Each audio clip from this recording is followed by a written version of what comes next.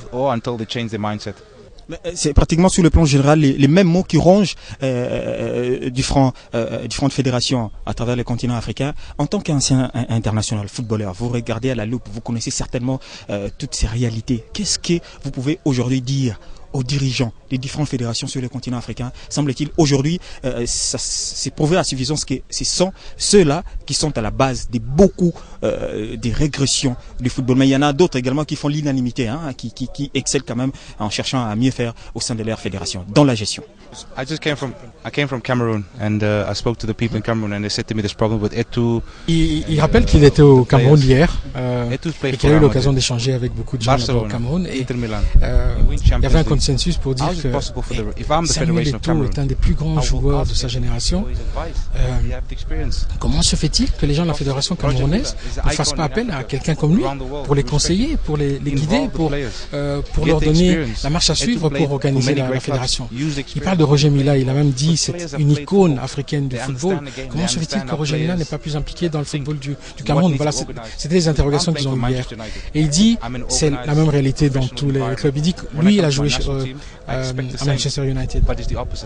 Quand il vient et il a connu le professionnalisme sur Sobé, je veux dire, une équipe mieux organisée que Manchester United, c'est difficile.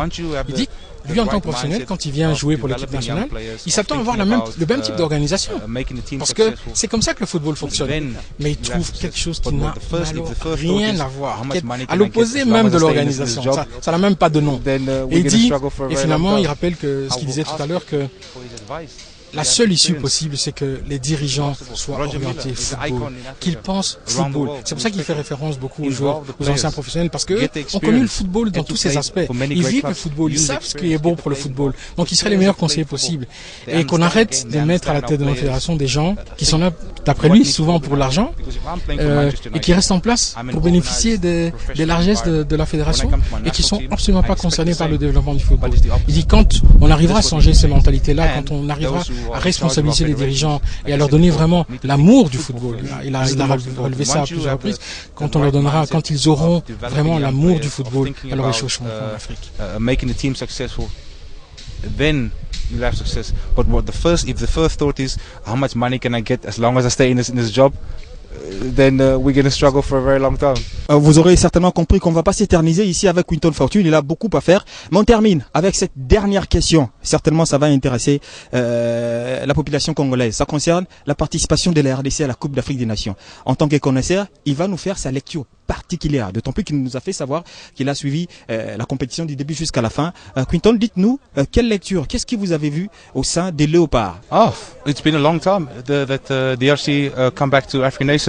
So for the first time, I watched. Donc il disait qu'il a évidemment suivi les matchs. Il s'est souvenu du match contre le Ghana, pour lequel il est convaincu qu'on aurait dû gagner. Contre le Niger, il dit c'est une vraie catastrophe ce match-là, on n'aurait jamais dû le perdre. C'est évident. Et c'est probablement qu'on a perdu la qualification. Il dit le talent est là. Il a cité quelques joueurs, Mbokani, Moulumbu, Trésor, donc il connaît tous ces joueurs-là. Il dit le talent est en RDC. Bon, ça nous on le sait aussi. Qu'on a beaucoup de joueurs de grand talent, mais il dit ça a encore à voir avec l'organisation parce que quand les joueurs s'époumonent pour leur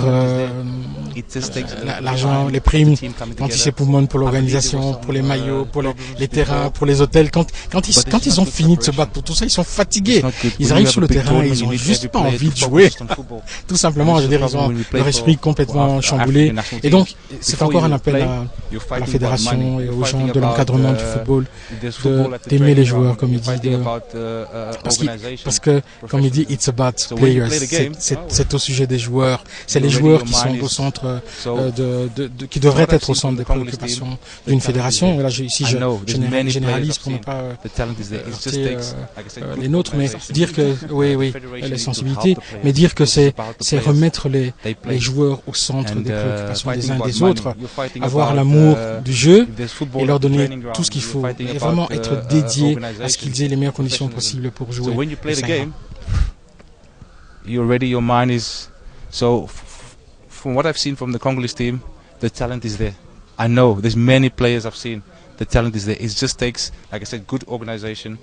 The federation need to help the players because it's about the players. They play. and I'm sure with time Congo will be strong again. Merci Quinton Fortune pour cette longue interview que vous venez de nous accorder. C'est un réel plaisir, fidèles téléspectateurs. Vous l'aurez certainement compris que ça se termine. Hein, mais on va se rapprocher un peu de joueurs. On va terminer là-bas. On va regarder, c'est déjà la mobilisation. Ici, c'est déjà la mobilisation. On va se rapprocher de l'autre côté très loin. Doudou, aide-nous à voir les géants. C'est lui qui a été qualifié de Edwin van der Sar.